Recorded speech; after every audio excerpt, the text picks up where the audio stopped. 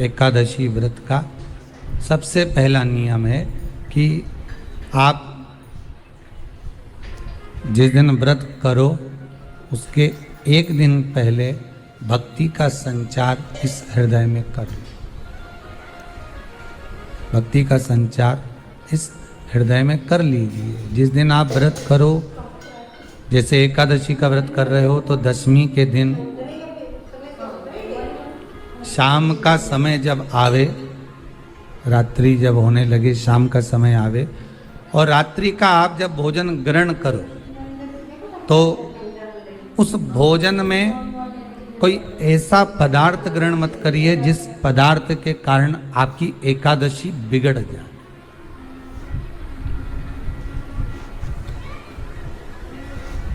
कोई बेकार भोजन में ग्रहण नहीं करिए, श्रेष्ठ भोजन ग्रहण करिए दशमी। और एकादशी का दूसरा नियम बहुत ध्यान से सुनिएगा। जिस दिन आपकी एकादशी का व्रत हो उस दिन प्रयास करिएगा कि अपने हाथ से किसी भी वृक्ष की कोई पत्ती टूटे ना। अपने हाथ से किसी भी वृक्ष की, पौधे की, किसी भी वृक्ष की पत्ती अपने हाथ से ना टूटे। बहुत ध्यान दीजिएगा महाराज। एकादशी का ये दूसरा नियम है कि अपने हाथ से किसी पौधे की, किसी वृक्ष की, किसी डाली की कोई पत्ती टूटे ना, कोई पत्ती ना टूटे, इसका प्रयास करिए।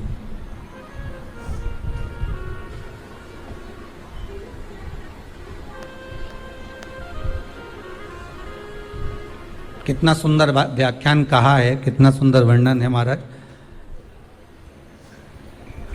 कि मात्र एकादशी का व्रत कर लेने पर,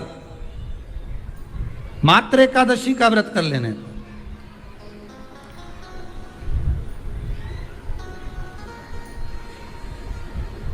जो पूर्व में किया गया हमारा पाप कर्म है, हमने किसी जीव की हत्या करी है, हमने किसी को कष्ट प्रदान करा है, हमने किसी को अपशब्द कहा है, हमने किसी को ताने दिए, हमने किसी को आड़ा टेढ़ा कहा है, हमने किसी को गालियां दे दी है, मात्र एकादशी का व्रत ही कर लेने पर ये सारे जो दोष हैं वो समाप्त हो जाते हैं।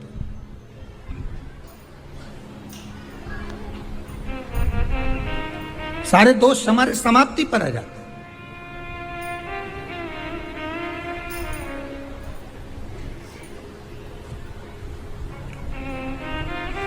अब एक विचार करिएगा थोड़ा सा अपने मन में, अपने चित्त में, अपनी वृत्ति में एक बात उतारिएगा। एक अपने मन में एक बात को उतार कर रखिएगा कि आप अपने पाप को, अपने पाप कर्म को जिस दिन क्षीण करने वाले हो, समाप्त करने वाले हो, अपने पाप को आप जिस दिन समाप्ति पर लेकर जा रहे हो तो उसके एक दिन पहले आपको प्रसन्नता होना चाहिए कि नहीं होना चाहिए कि कल मेरा पाप कटने वाला है, कल मेरा पाप समाप्त होने वाला है। जो मैंने पाप कर्म करा है वो समाप्त होगा, जो मैंने पाप कर्म करा है वो कल समाप्त हो जाएगा। तो एक दिन पहले आपके चेहरे पर प्रसन्नता हो कि ना हो?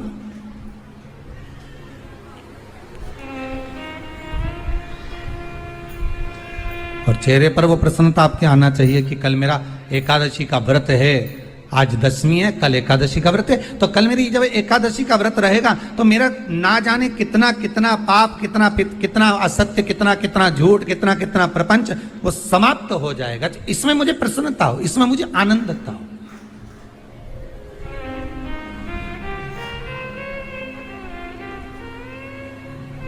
तो क्या कहा गया कि प्रयास करिएगा कि एकादशी के दिन कोई वृक्ष की, कोई डाली की, कोई कोपल की कोई पत्ती ना तोड़ी जाए।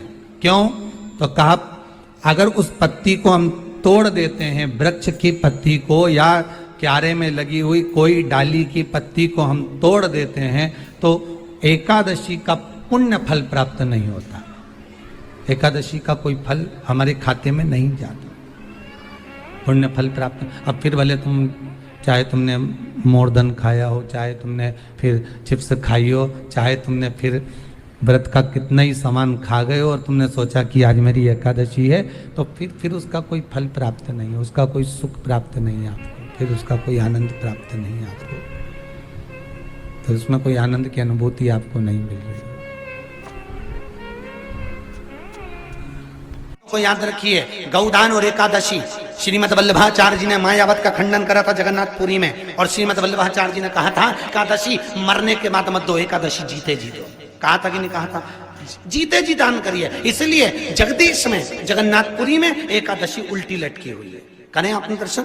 जगदीश में एकादशी को उल्टा लटकाया, क्यों? क्योंकि वल्लभ ने कहा कि एकादशी जीते जी दो। कई पंडित कहते हैं तुम्हारे दादाजी मर गए, जब 12वें का दिन होता है ना, तो पंडित जी संकल्प छुड़ाते हैं, दो एकादशी। बड़े बेटे ने 5 दे दी, छोटी बहू ने 3 दे दी, उसने 2 दे दी, उसने 2 दे दी, तो क्या तुम्हारे दादाजी भिखारी थे जो तुम्हारी एकादशियां लेकर जाएंगे? और तुम कौन होते हो दादाजी को एकादशी देने वाले? तुमने कौन सा इतने पुण्य कर लिए जो तुमने एकादशी दे दी?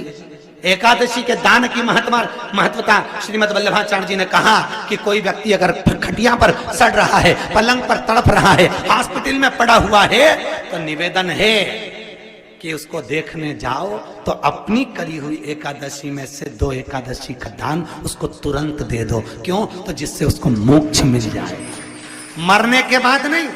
क्योंकि मरने के बाद तो वो 10वें के दिन, गरुड़ पुराण में लिखा है 10 दिन तक जीवात्मा घर की अटारी पे रहती है। कितने दिन? 10 दिन। 10 दिन के बाद जीवात्मा चली जाती है। कहां जाती है? उसको जहां जाना है। 3 दिन में उसको भोग भोगना पड़ता है जीवात्मा को। 3 दिन नरक का भोग भोगती है, उसके बाद स्वर्ग का भोग भोगती है। 18 दिन में ये प्रोसेस पूरी हो जाती है। कितने दिन? 18 दिन। 18 दिन के बाद में उस जीवात्मा को धान के खेत में पटका जाता है। किसके खेत में? धान के, चावल के खेत में। इसलिए कहते हैं एकादशी के दिन चावल मत खाओ। कहते कि नहीं कहते? और क्या कहते हैं? द्वादशी के दिन चावल खाना जरूरी है।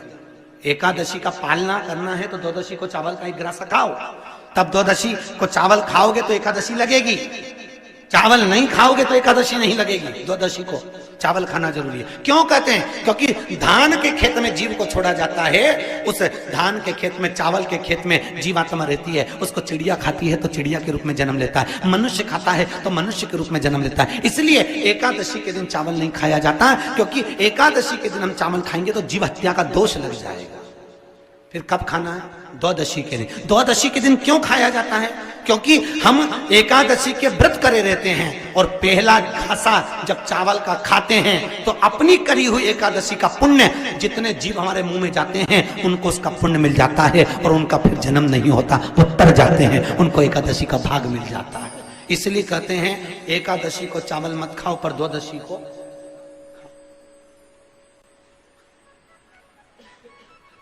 खाइए। 10 दिन तक जीवात्मा है, और आपने एकादशी कब दान दी? बोलो जम के। 12वें के दिन, 13वें के दिन आपने एकादशी का दान दिया, वो मिली उनको? अरे बोलो अच्छे से। कई तो अभी तक कर रही होगी, हमारे दादाजी के निमित्त की कर रहे हैं, कर ले। फिर वही वाली बात आ गई, गुलाब के फूल में पानी जारी है। एकादशी के दिन शंकर भगवान को चावल का दाना चढ़ाना चाहिए कि नहीं चाहिए?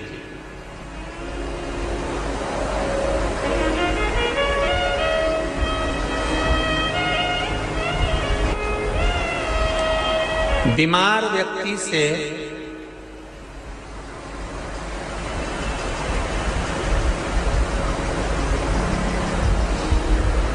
कोई बीमार व्यक्ति है, बहुत रोगीला, उसको बहुत रोग है, शुगर है, बीपी है, थायराइड है, सब कुछ है उसको, और वो रोगीला व्यक्ति जब डॉक्टर के पास जाकर पूछे, डॉक्टर साहब मेरी तबीयत ठीक नहीं रहती है, मैं बहुत कष्ट में रहती हूँ, बहुत तकलीफ है शरीर में, और अभी सावन का महीने का व्रत आ रहा है डॉक्टर साहब, 1 महीना में व्रत करती थी पहले, करूं कि नहीं करूं? तो डॉक्टर साहब क्या बोलेंगे? बोलते जाओ जरा जम के। डॉक्टर बोलेगा कि आप व्रत मत करो, डॉक्टर एक बात कहेंगे, शरीर स्वस्थ रखना है, व्रत बाद में हो जाएगा, अगले वर्ष कर लेना, पर अभी शरीर को सही रखने के लिए दोनों समय अच्छे पेट भरकर सात्विक भोजन करो और अपने शरीर को ठीक करो। सात्विक भोजन अपने शरीर को, व्रत बाद में भी हो जाएगा, अगले वर्ष हो जाएगा।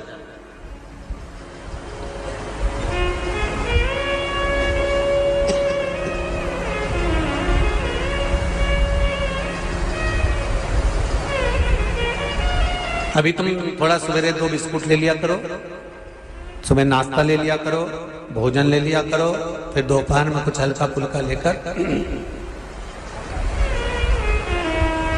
थोड़ी थोड़ी देर में खाते रहना चाहिए। हो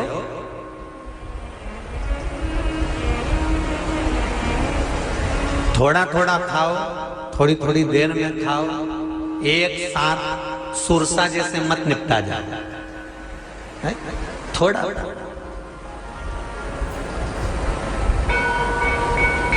ज्यादा खाओगे और ज्यादा कमाओगे तो दूसरों को कष्ट नहीं होगा, कष्ट खुद को होगा। ज्यादा खाओगे अपाच्य हो जाएगा, रात की नींद उड़ जाएगी, शरीर में अच्छा नहीं लगेगा। ज्यादा कमाओगे, रात की नींद उड़ जाएगी, दुनिया की दृष्टि तुम पर पड़ जाएगी और तुम्हारी रातों की नींद। कमाओ भी उतना जितना खर्च कर सको और खाओ भी उतना जितना पचा सको। अति सर्वस्व वर्जक।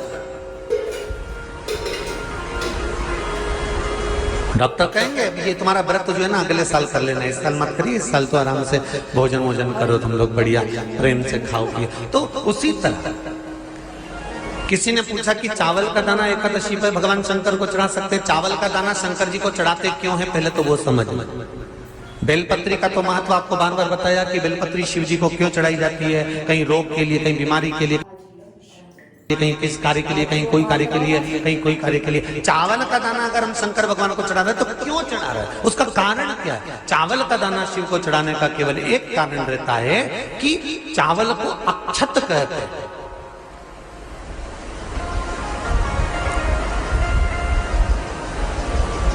अक्षत का मतलब होता है अक्षय।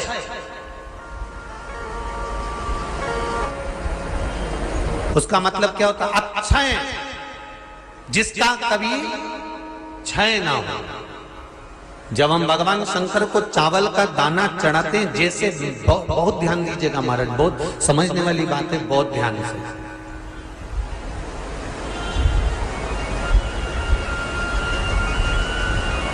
चावल का दाना हमारे मस्तक पर तिलक करने के बाद पंडित जी क्यों लगाते हैं कि भगवान जैसा समय आज चल रहा है, आप पूजन कर रहे हो, पाठ कर रहे हो, दान कर रहे हो, पुण्य कर रहे हो, सत्कर्म कर रहे हो, भजन कर रहे हो, मेरा देव अधिदेव महादेव, मेरा नारायण, मेरा सत्यनारायण भगवान, मेरा राम जी, मेरा विष्णु जी, मेरा भागवत मैया, मेरी रामायण मैया।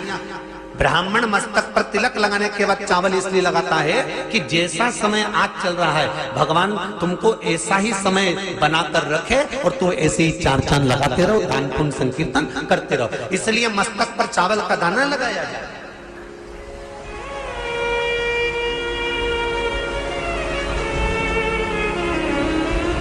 कोई मर जाता है, मरने के बाद जब तक पगड़ी नहीं होती तब तक माथे पर तिलक, चावल का दाना लगाया जाता है। जम के बोलो जरा, नहीं लगाता।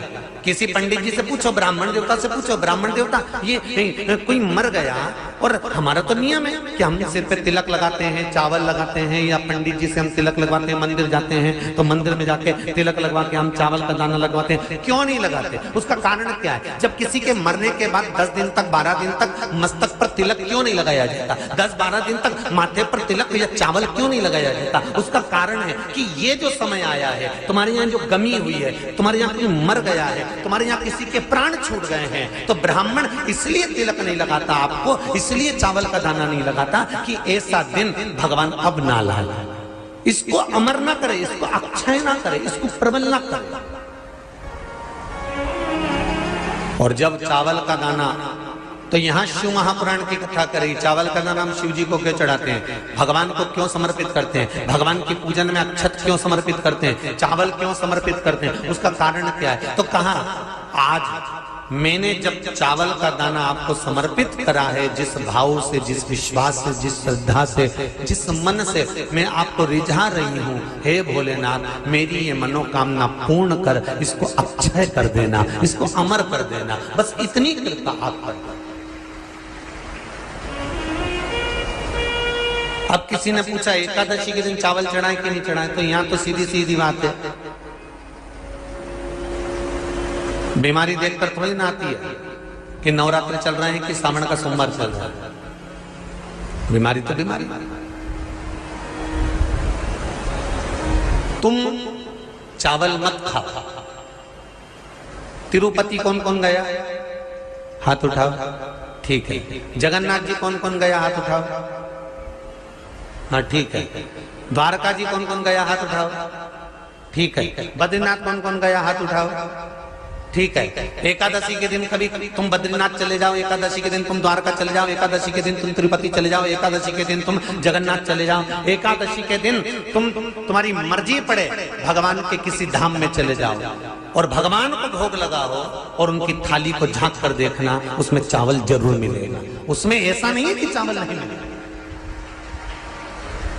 बद्री नारायण में भगवान को चावल का भोग लगा हुआ मिलेगा, द्वारका में चावल का भोग लगा हुआ मिलेगा, आपको जगन्नाथ में चावल का भोग लगा हुआ मिलेगा, तिरुपति में मिलेगा, द्वारकाधीश में मिलेगा, नाथद्वारा में मिलेगा, सांवरिया सेठ में मिलेगा, काकरोली जी में मिलेगा।